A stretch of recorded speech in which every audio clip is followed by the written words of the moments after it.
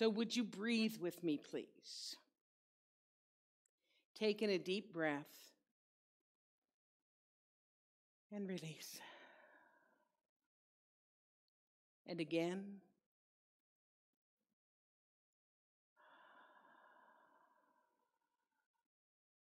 And one more time, please. Breathe in and let it go.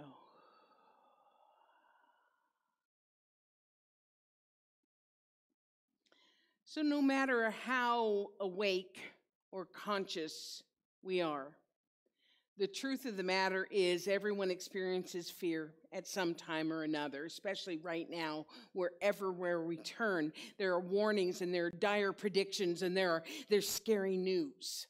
I will admit to having more than a few moments of fear lately that's been either like mild concern or been like outright panic. My worst night since this all started was this past Thursday night when the governor closed California. I mean, oh my God, that got to me not only because it's where I'm from and where I have family living there, but also it's because there are as many people who live in California as there are people who live in all of Canada. And Canada is a huge country. So when that happened, it made me realize this is really real. This is really real. Or at least it's real in this human material world. By that I mean in our material world, we're subject to the law of cause and effect. And this is as real as it gets with the law of cause and effect. But instead of pretending like it isn't happening, we need to acknowledge that for whatever reason, it is happening in our experience. And then we use it to grow our consciousness. We use it to grow our awareness of what real really is. Real with a capital R. Our founder, Ernest Holmes, wrote this: "We must believe in the inherent goodness and all-powerfulness of spirit. We must let every path lead us back to the point where we realize the inner presence of the great reality with a capital R." I know. So we're going to talk a bit about that more in just a little bit, but I called this talk Another F.E.A.R acronym, because there are several acronyms that we find familiar, right? The most common one is probably this one, which is false evidence appearing real. I'm sure you've heard that one before. And that's what I'm talking about, that many of us are experiencing fear because it is appearing real. It is appearing real in our life. So it would be foolish for us to say, oh, this is false evidence and the virus isn't real and I'm not going to do what people are telling and I'm not going to do precautions. As the old Muslim proverb said, trust Allah and tie up your camel. In other words, do your spiritual work without question and then follow the guidelines that we are being given to keep ourselves and other people safe. There it is. So there's another acronym for fear. Excuse me, I'm getting hot. Okay. Now it begins. Oh, okay. So another, and especially when I tell you what I'm going to tell you, another acronym for fear is actually kind of funny. When I originally heard it, it was kind of naughty. But I'm going to behave myself because this is going out on, the World Wide Web. So the cleaned up version of it is forget everything and run. Except for the way I learned it, it was a different F word. But seriously, how many of us have wanted to throw our hands up in the air and say, forget this, and run away? I know I have, not just this time. Yes, absolutely, but any time we're faced with something that we're afraid of. It's a very natural reaction to fear, to want to run away. In times of danger or in times of stress, our reptilian brain, this part of us right back here, takes over, and its natural response is to either fight, flight, or freeze. In other words, we either snap and lose control.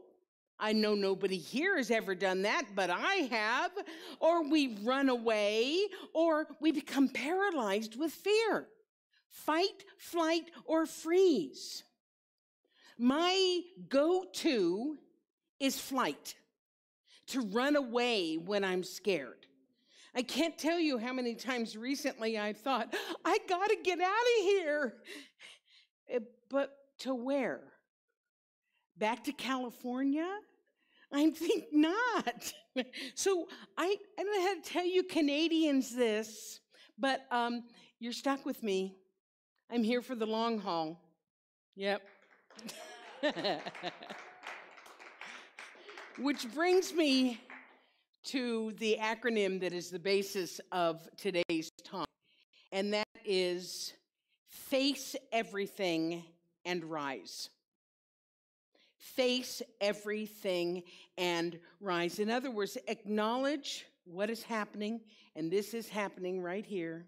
Don't try to deny it. Don't try to fight it. Don't run away from it. Don't allow it to paralyze you. Face it and rise above it.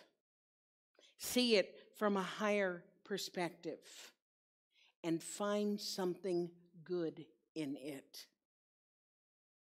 Us doing that may not make the virus disappear, although who knows? But it will definitely allow us to be more comfortable and less concerned and fearful. So face everything and rise. So I make no secret about the fact that I utilize social media. I love Facebook. It is a means of inspiration and connection, especially these days, and humor and information. It's wonderful. And there is an art to it. Because as wonderful and as informative as it is, it can also be filled with a great deal of misinformation. So in order to use social media effectively, it's necessary to exercise discernment when we read something or when we see something. For instance, I've seen things, especially recently, that seem to be credible. One of them was, I'm sorry, one of them is that the virus can't survive heat. And so if we can't go someplace that is in Fahrenheit 155 degrees, which makes it about 50 Celsius, if we can't go and live there to kill the virus, we should take our hair dryers and stick it in our noses to kill the virus germs. I swear to God, I received that about 3 different times. Yes, indeed. So, this is social media. So I research them when I see things like that, and then I find out whether it's a hoax or whether it's simple and, it's just misinformation. So all I can say to people is, scroller beware. Use discernment. However, in between the posts with the misinformation, there has been an absolute gold mine of inspiring words and messages from some great leaders, people who are acknowledging that this is right in front of us and then rising above to spiritual truth. And that spiritual truth is, in spite of what we are seeing in front of us, in spite of what we are living, in spite of being locked down or social distancing or putting hair dryers up our noses, we live in a friendly universe. And somehow, this is for our good. We can't see it yet, but this is for our good. So I'm going to share a few of these that I saved, especially for today's talk. And one of my favorites, believe it or not, is from Pope Francis. And it's interesting that I would be quoting Pope Francis because, we're not quite on the same page. But we are in this case. So I'm going to share with you this Pope Francis quote. He said, "Tonight, before falling asleep, think about when we will return to the street, when we hug again, when all the shopping together seems like a party. Let's think about when the coffees will return to the bar, the small talk, the photos close to each other. We think about when it will all be a memory, but normality will seem an unexpected and beautiful gift. We will love everything that has so far seemed futile to us. Every second will be precious. Swims at the sea, the sun until late, sunsets, toasts, laughter. We will go back to laughing together." And he signed it, "Strength and Courage." I've heard that one of the blessings of this whole thing is the slowing down of life. We live such whirlwind lives, and we've stopped taking the time to truly cherish the simple stuff. The fact that we're unable to experience the most commonplace things for the time being, this may be the catalyst that we need to slow us down so that we can truly appreciate the things, laughing together. How many of you miss hugs? Maybe you have spouses, okay? I don't have a spouse, I have a dog. Okay, she's done with my hugs. So maybe this is going to be the catalyst for us to slow down and appreciate life, to not go back to the whirlwind with quite so much gusto. To take time to pause and savor the hugs, the shopping, the laughter, the closeness. And here's what's interesting. Pope Francis, I'm sure, did not realize it, but there's a metaphysical lesson in it as well. As we think about those things that we are missing and that we can't wait to have again, and we picture ourselves doing it again, patios this spring, and eating together and laughing together and gathering together, we are creating what Ernest Holmes calls a mental equivalent. A mental equivalent, we have it here, and it outpictures here, especially when we have the feeling of it, the feeling of feeling the sun on us as we are gathering together with people, the feeling of a hug, what we're doing with our thoughts and with our feelings, that we are telling the law through our subconscious minds how we expect our lives to look. And the law, which knows nothing about viruses and social isolation, goes about to produce what we hold in our hearts and our minds. So keep thinking about it. Keep thinking about those things that you are missing. Hold them in your heart. Infuse it with feeling, because that is giving a strong message to the law. So then the question is, what do we do in the meantime? Well, here's another inspiration that I found from Facebook that illustrates how to face everything and rise. It was written by Kitty O'Meara, who wrote, "And the people stayed home and read books and listened and rested and exercised and made art and played games and learned new ways of being and were still and listened more deeply. Some meditated, some prayed, some danced, some met their shadows, and the people began to think differently. And the people healed.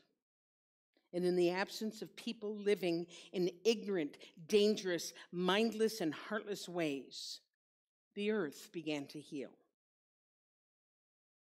And when the danger passed and the people joined together again, they grieved their losses, made new choices, dreamed new images, and created new ways to live and heal the earth fully as they had been healed."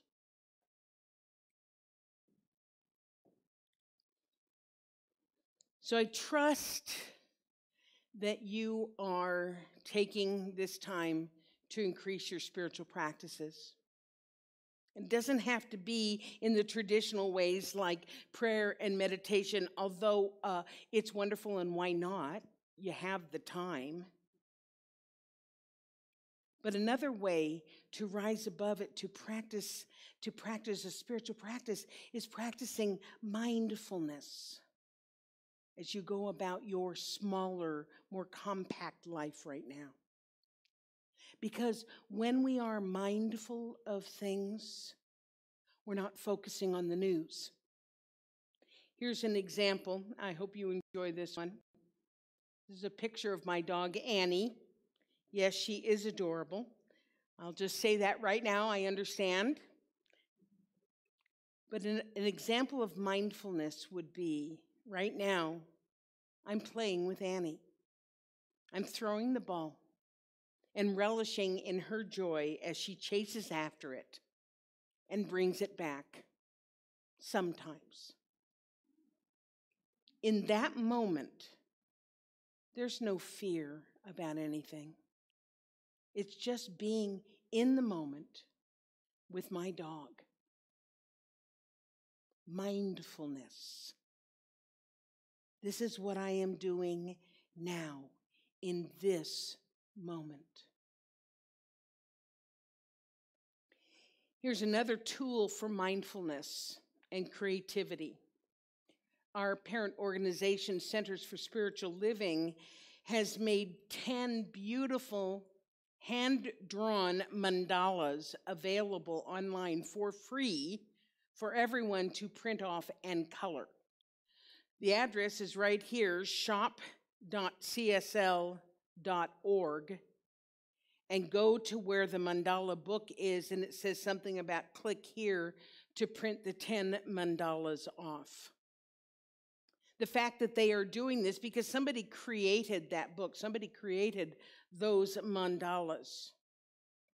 And it's another illustration of the fact that this situation appears to be bringing out the kindness in people. Yeah, we have the hoarders and we have the defiers. It doesn't apply to me. I'm strong. Sorry, that was judgy, and I apologize.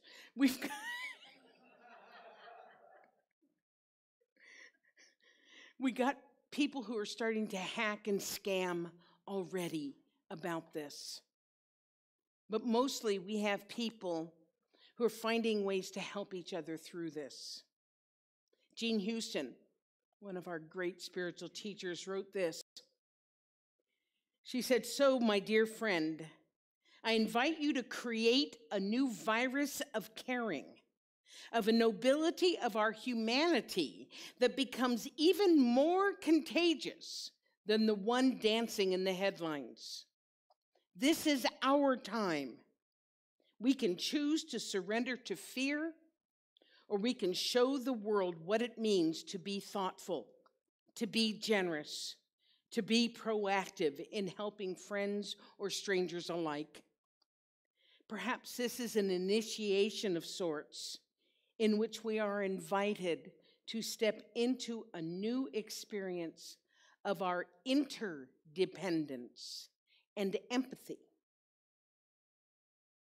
For example, as soon as this really came down, I'm going to say a week and a half ago, we were hearing about it, be careful and cover your mouth and wash your hands and everything like this. But when it was like, no, stay home, don't gather, all the things that we were told to do, and we realized that people were going to be isolated in their homes. A group of our leadership, of our board and our practitioners and people involved in our outreach, they sprang into action to come up with a way to assist people in our community. People who maybe can't go out and shop, or people who need other kinds of help. And people who live alone, and all they would love would be a phone call from somebody saying, "How are you? I care about you." Do you need anything? For our practitioners and ministers, can I treat for you? You're going to be hearing more about this program as it rolls out, but that's the kind of thing I'm talking about. I love the idea that we are catching the virus of love and caring for one another. So this appearance of crisis is the opportunity for us to actually have a reset for humanity. I'm sure you're hearing this, but it's true. The reset would include looking for ways, instead of looking for ways to get ahead or beating people to the toilet paper, that we really realize we're here together. We're in this together. As Ramdas said, we're all just walking each other home to our individual homes. But we are each walking each other home. So today, in the face of fear, we can face everything and rise. Are you in it? Are you with me? I love you so much. I miss you so much. And so it is.